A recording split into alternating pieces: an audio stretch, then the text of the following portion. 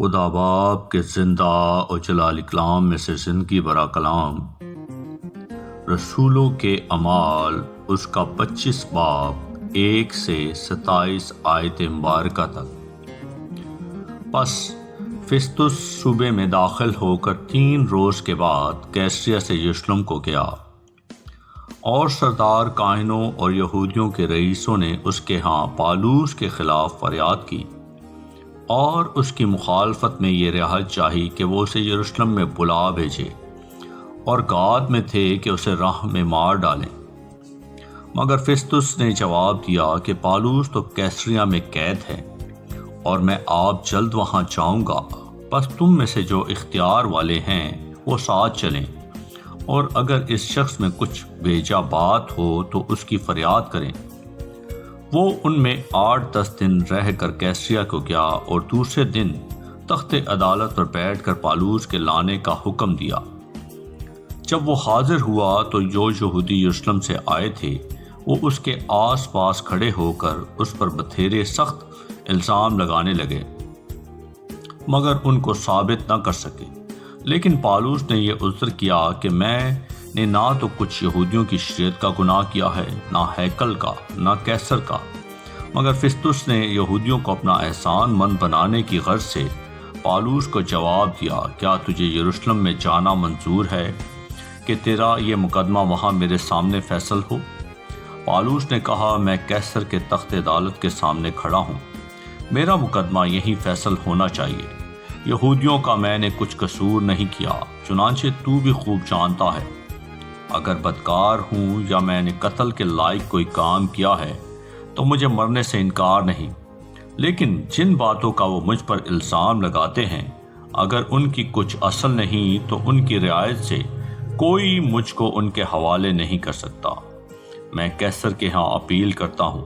پھر فسطس نے صلاح کاروں سے مصالحت کر کے جواب دیا کہ تو نے کیسر کے ہاں اپیل کی تو کیسر ہی کے پاس جائے گا۔ اور کچھ دن گزرنے کے بعد اگرپا بادشاہ اور برنیکے نے کیسریا میں آ کر فسطس سے ملاقات کی، اور ان کے ہاں کچھ عرصہ وہاں رہنے کے بعد فسطس نے پالوس کے مقدمے کا حال بادشاہ سے یہ کہہ کر بیان کیا کہ ایک شخص کو فیلکس قید میں چھوڑ کر گیا ہے۔ جب میں یروشلم میں تھا تو سردار کاہنوں اور یہودیوں کے بزرگوں نے اس کے خلاف فریاد کی اور سزا کے حکم کی درخواست کی۔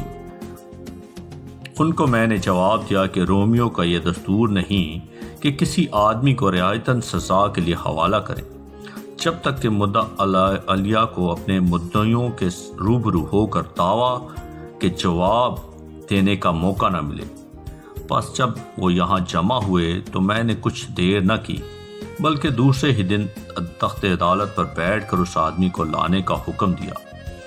مگر جب اس کے مدعی کھڑے ہو کر ہوئے تو جن برائیوں کا مجھے گمان تھا ان میں سے انہوں نے کسی کا الزام اس پر نہ لگایا، بلکہ اپنے دین اور کسی شخص یسوع کی بابت اس سے بحث کرتے تھے جو مر گیا تھا، اور پالوس اس کو زندہ بتاتا ہے۔ کیونکہ میں ان باتوں کی تحقیقات کی بابت الجھن میں تھا، اس لیے اس سے پوچھا، کیا تو یروشلم میں جانے کو راضی ہے کہ وہاں ان باتوں کا فیصلہ ہو؟ مگر جب پالوس نے اپیل کی کہ میرا مقدمہ شہنشاہ کی عدالت میں فیصل ہو تو میں نے حکم دیا کہ جب تک اسے کیسر کے پاس نہ بھیجوں وہ قید میں رہے۔ اگرپا نے فسطس سے کہا، میں بھی اس آدمی کی سننا چاہتا ہوں۔ اس نے کہا، تو کل سن لے گا۔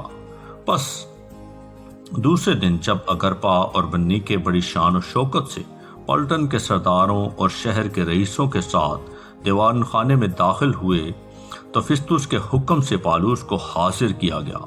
پھر فسطس نے کہا، اے اگرپا بادشاہ اور اے سب حاضرین، تم اس شخص کو دیکھتے ہو جس کی بابت یہودیوں کی ساری گروہ نے یروشلم میں اور یہاں بھی چلا کر مجھ سے عرض کی کہ اس کا آگے کو جیتا رہنا مناسب نہیں، لیکن مجھے معلوم ہوا کہ اس نے قتل کے لائق کچھ نہیں کیا، اور جب اس نے خود شہنشاہ کے ہاں اپیل کی تو میں نے اس کو بھیجنے کی تجویز کی۔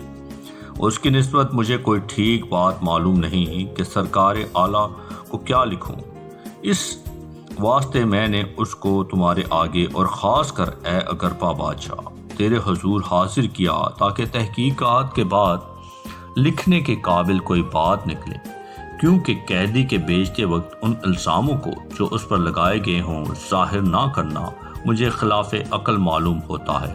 آمین۔ پاکلام کے پڑھے اور سننے جان پر خدا ان کی برکت ہو، خدا ان کا شکر ہو۔ آمین۔